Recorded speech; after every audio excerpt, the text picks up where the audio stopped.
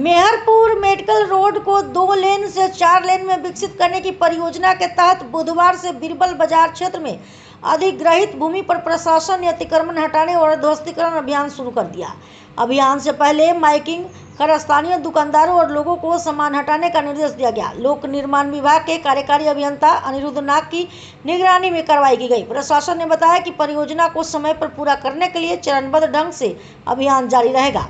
वहीं मंत्री कौशिक राय, विधायक राजदीप राय के निर्देश तथा कछाड़ जिला प्रशासन की पहल पर मेहरपुर मेडिकल कॉलेज रोड के गड्ढों की मरम्मत का कार्य भी शुरू कर दिया गया है।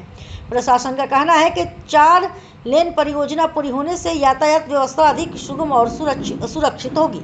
आज के শিলচর যেটা বীরবল বাজার টু মেডিকেল কলেজ 4 লেনিং এর প্রপোজাল ছিল, আজকে থেকে আমরা ধরে নিতে পারি যে তার ইমপ্লিমেন্টেশন বা রূপায়ণ পর্ব শুরু হয়েছে। আর সেটা শুরু করার পিছনে গত 3 তারিখ আমাদের যে মিটিং হয়েছিল, রিভিউ মিটিং এর নির্দেশ মর্মে আমরা আজকে দেখতে পাচ্ছেন আমরা আজকে ডিমোলিশনও শুরু করেছি।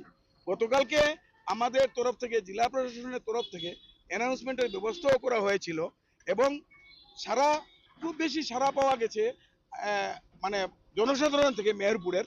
আমি গতকালকে লক্ষ্য করেছি অনেকে ইতিমধ্যে ডিসমেন্টেলিং নিজে করেছেন। এখন যখন আমি সকালবেলা এখানে আসলাম তখন দেখেছি অনেকে আবার নতুন করে নিজেরা ডিমোলিশন শুরু করেছে। এই যে একটা উৎসাহ লোকের মধ্যে, এই যে একটা স্যাক্রিফাইস, সেটা অতি আনন্দের ব্যাপার।